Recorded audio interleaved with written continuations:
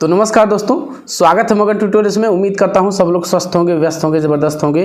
दोस्तों, उत्तर प्रदेश लोक सेवा आयोग ने अपनी परीक्षाओं का जो पैटर्न है, जो रजिस्ट्रेशन है, उसकी प्रक्रिया को थोड़ा सा मॉडिफाई किया है और मुझे ऐसा लगा कि आपको इसके बारे में जानकारी देनी चाहिए, क्योंकि बहुत सारे ऐसे बच्चे हैं जिनको इस बारे में नहीं पता है। तो जो नई व्यवस्था शुरू की गई है दोस्तों, उस व्यवस्था का नाम है OTR यानी वन टाइम रजिस्ट्रेशन।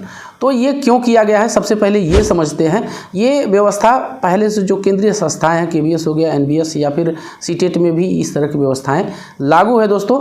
अब उत्तर प्रदेश लोक सेवा आयोग ने भी यानी UPPSC Uttar Pradesh public service commission ने भी इस व्यवस्था को लागू कर दिया है।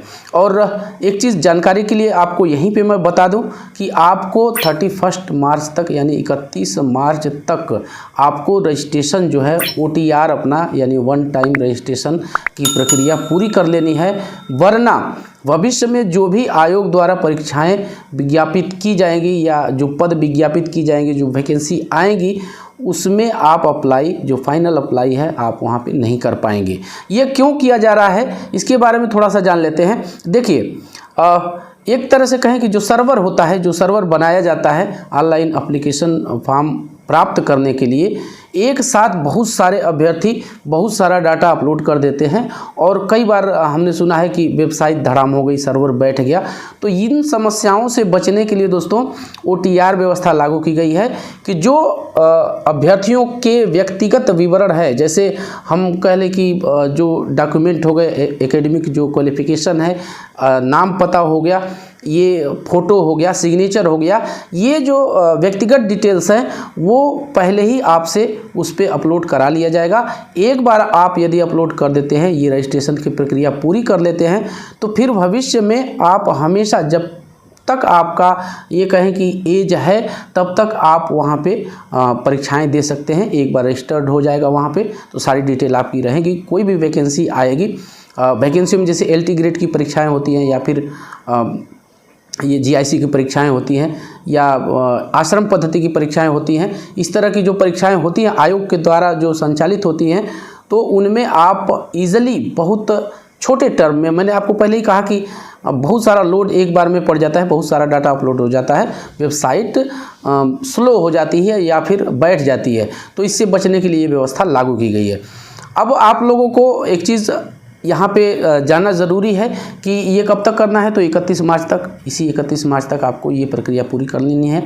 तो आप 31 मार्च तक आप लोग इंतज़ार न करिएगा, बल्कि इसको पहले ही आप लोग कर लीजिए। जो मोटी मोटी चीज़ें हैं मैं आपको बता देता हूँ, और एक चीज़ जान लीजिए कि त्रुटि इसमें नहीं कीजिएगा। हालांकि संशोधन के विकल्प हैं, मोबाइल नंबर, ईमेल में आप कोई परिवर्तन नहीं कर सकते हैं, लेकिन बाकी जो आपके पर्सनल डिटेल्स है उसमें आप संशोधन भी कर सकते हैं।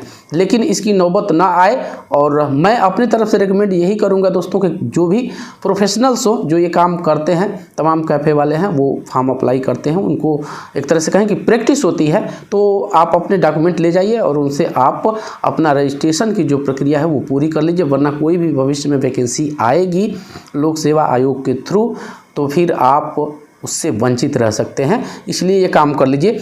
थोड़ी जो जानकारियाँ हैं मैं इसके बारे में आपको दे देना चाहूँगा। यहाँ पे कुछ चीज़ें मैं आपको दिखा देता हूँ।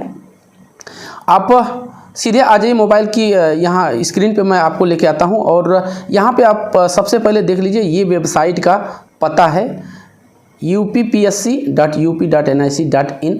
तो ये अपने आप गूगल में जाके यदि सर्च करेंगे तो वेबसाइट पे आसानी से उत्तर प्रदेश लोक सेवा आयोग की वेबसाइट पे आप पहुंच जाएंगे। और जो रजिस्ट्रेशन का प्रोसेस है, रजिस्ट्रेशन का टैब कहाँ पे दिया हुआ है, तो ये नीचे भी है, लेकिन यहाँ पे आप देख सकते हैं, यहाँ पे लिखा हुआ है वन टाइम रजिस्ट्रेशन OTR।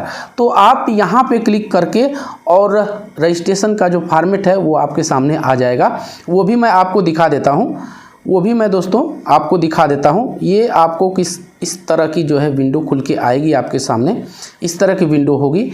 तो कुल 4 चरणों में 4 स्टेप्स हैं, उसमें आप अपने रजिस्ट्रेशन की प्रक्रिया, वन टाइम रजिस्ट्रेशन की प्रक्रिया पूरी कर सकते हैं। तो इसमें है रजिस्ट्रेशन, लॉगिन, वेरीफाई डिटेल्स और डैशबोर्ड। तो इन 4 चरणों में आपको ये रजिस्ट्रेशन की प्रक्रिया पूरी करनी है। यहाँ पे देखिए दिया है, यहाँ थोड़ा सा राइट में आएंगे तो यहाँ पे देखिए दिया हुआ है साइन अप या फिर ये लॉगिन। तो यदि आपका जो रजिस्ट्रेशन है वो संपूर्ण हो चुका है तो अपना ईमेल और मोबाइल नंबर के थ्रू वहाँ पे पासवर्ड डाल के लॉगिन कर सकते हैं। वरना यदि साइन अप करना है, ये बिल्कुल उसी तरह से जो सोशल मीडिया साइट्स होती हैं तो उसमें हम पहले साइन अप करते हैं, इसके बाद उसी डिटेल उसी क्रीडेंशियल के आधार पे लॉगिन भी करते हैं। तो दिक्कत वाली बात नहीं है। स्टेप 1 यहाँ स्टेप कुल 4 चरण यहाँ पे दिया हुआ है। स्टेप 1 में आपको क्या करना है, यहाँ देख लीजिए, यहाँ पे साफ साफ लिखा हुआ है। तो आपको अपनी ईमेल आईडी डालनी है, मोबाइल नंबर डालना है और OTP के थ्रू आपको इन दोनों को वेरीफाई करना होगा। यानी मोबाइल नंबर भी आप वेरीफाई करेंगे और अपना ईमेल भी वेरीफाई करेंगे, क्योंकि इन्हीं दोनों के थ्रू भविष्य में आप लॉगिन कर पाएंगे या जो भी डिटेल होंगी वो सारी आप रिट्रीव भी कर सकते हैं। तो यहाँ पे करने के बाद आपका जब वेरीफाई हो जाएगा तो स्टेप 2 आपका शुरू हो जाएगा और आपका इसमें personal detail, inter your detail for OTR after vacation, यहाँ पे verification of mobile number and email ID. तीसरे चरण में मोबाइल नंबर और ईमेल आईडी के सत्यापन के बाद OTR के लिए अपना विवरण सारा दर्ज कर देंगे और पोस्ट जो स्टेप है इसका, इसमें आपका वो विवरण पूरा हो जाएगा। तो यदि आप लैपटॉप पे काम करते हो, कंप्यूटर पे काम करते हो, मोबाइल से न करिएगा, जगह बहुत कम मिलती है और दिक्कत होती है। कोई विवरण इतने छोटे छोटे आपको दिखाई देंगे कि वहाँ आप चेकआउट नहीं सही से कर पाएंगे और शायद गलतियों की संभावना रहेगी। तो बहुत ज़्यादा इसमें आपको खर्च नहीं करने हैं, बस फॉर्म भरने का, अप्लाई करने का देना है। तो किसी प्रोफेशनल के पास जाके और उस साइट पे जाके अपनी डिटेल जो है वो भरवा लीजिए। एक बार फिर कहूँगा कि ये डिटेल आप भरवा ही लीजिए, वरना कोई वैकेंसी आ जाएगी और उसमें यदि आपका OTR फिल नहीं है तो फिर आप उसमें शायद अप्लाई न कर पाएँ। तो बस दोस्तों यही था आज की इस वीडियो में। उम्मीद करते हैं कि आपको वीडियो पसंद आई होगी और चलते चलते वही रिक्वेस्ट देता हूँ कि कृपया इस चैनल को लाइक शेयर और सब्सक्राइब ज़रूर कीजिए। दोस्तों जब आप ऐसा करते हैं तो हमें एक मोटिवेशन ज़रूर मिलता है। मिलते हैं अगली वीडियो में, तब तक के लिए नमस्कार।